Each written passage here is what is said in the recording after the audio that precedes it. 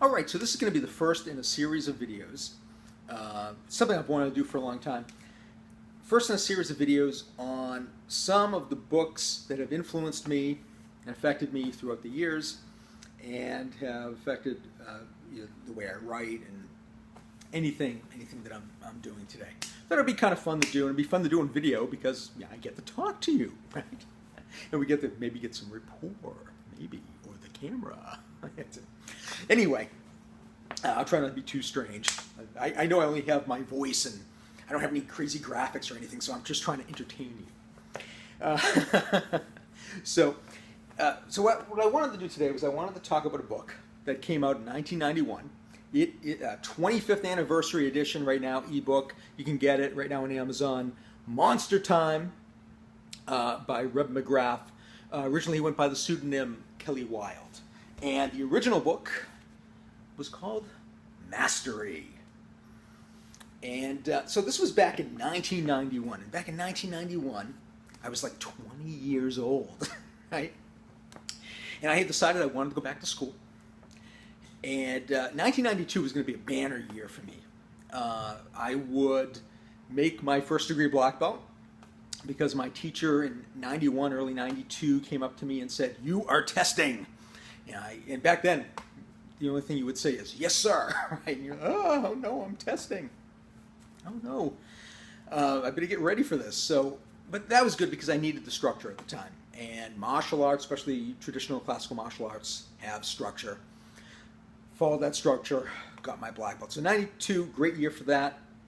Decided to go back to school, and I met the woman who would be my wife. Amazing, right? Amazing year. And the preamble to that was I decided I really needed to start reading again. I had wanted to be a writer, but I really wasn't sure how to go about it. And it didn't seem to be like a real structure that I could follow. School seemed like a structure. I could do that. Make a black belt. There was a structure to it. So even so, I wanted to get back into reading. And at the time, I had kind of moved away a little bit from horror. Horror was an 80s thing. We were in the 1990s. And I had moved along to some more science fiction, to some thrillers. I was reading some contemporary fiction and just trying to get my mind back in the habit of doing a lot of reading and preparing to study. And I happened to find this book on the book stand. And I looked at it and I said, "Oh, this is kind of interesting." It was a neat cover. And, the back cover talked about, the possibility of time travel and all sorts of stuff. It just seemed like a very interesting book. And it had, a whole bunch of, good, blurbs and stuff. Rex Miller, John Ferris, this Publishers Weekly, Library Journal, And so it seemed pretty legit. And there was this dapper fellow on the back of the book, right? Who, standing in front of the cipher.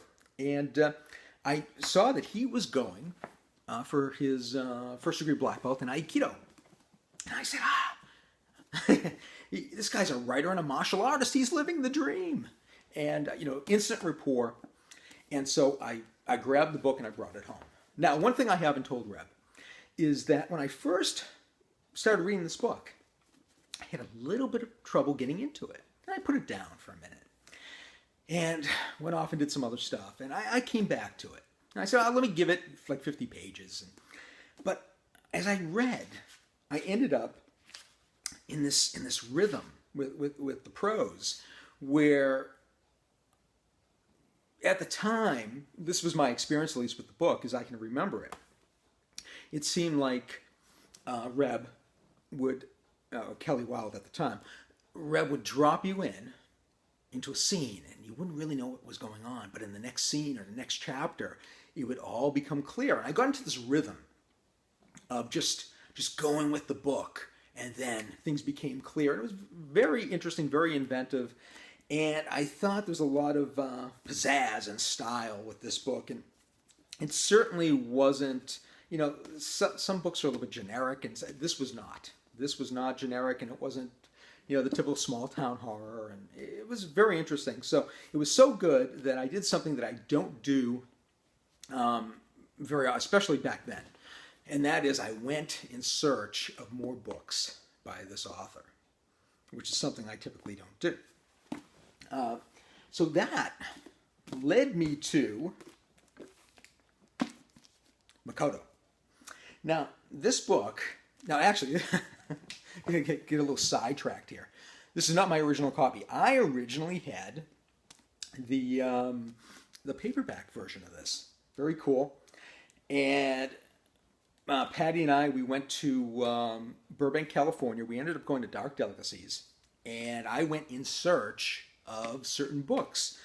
Because even though I've had this book for 25 years, the other books that I had, I don't even know what happened to them. But I did have this book. But his other books, I don't know. But so I picked up a hard copy edition of Makoto. And this was, a cool book, definitely up my alley. So I picked up that book there. I picked up The Suiting. This is actually uncorrected proof, so that was kind of a neat little find to get. It's hard to get the kind of a pre-publication. So that was called an ARC.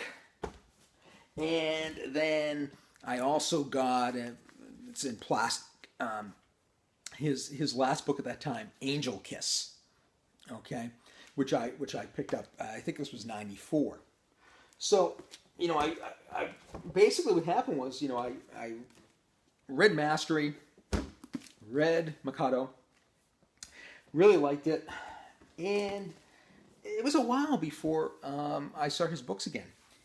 And in 1994, I happened to be in. Let me just have a little sip of coffee here. There we go. Very good. You make great coffee. Thank you. So I saw this book on the newsstand, and I think I'd like to think actually that this was at, I don't know, a Sam Goody Tower Records, I don't know, something, and they had a book section, and I happened to see Angel Kiss by Kelley Wilde. I was like, Kelley Wilde! I haven't seen a book by him in a while. So I grabbed it and I read it, and what really struck me, and this is what I'm going to get into here. Let me grab this other book. I'm throwing all these books around here. With Mastery was, at the time, a little bit more dense, a little bit harder to get into, but very well done, very well crafted. Now, this book was too, but it seemed to me at the time, my experience with this book was that Reb had pared down his writing just a little bit, right, to make it a little bit more mainstream. But the cool thing I realized was he had kept his voice and his style. He kept his voice and his style, but he kind of tore out the extra verbiage and the extra baggage, and he made it lean and mean. And with these books, I said, this is Voice 101, right? This is an instruction manual together on how to pare down your voice. And so what happened to me was, as I was starting to get published and getting some short stories out there, I realized that I needed to do the same thing. I was being, at that time I was really, really writerly and doing all that, trying to impress with words instead of getting out of the way of the story and just allowing the story to unfold. So I used the concepts from these books to pare down what I was doing and hopefully make my prose leaner and meaner. And it certainly helped me to, along with other things, helped me to start to sell stories more consistently. So I just thought that was cool. And so this book, I can't wait to get into it and start reading it again.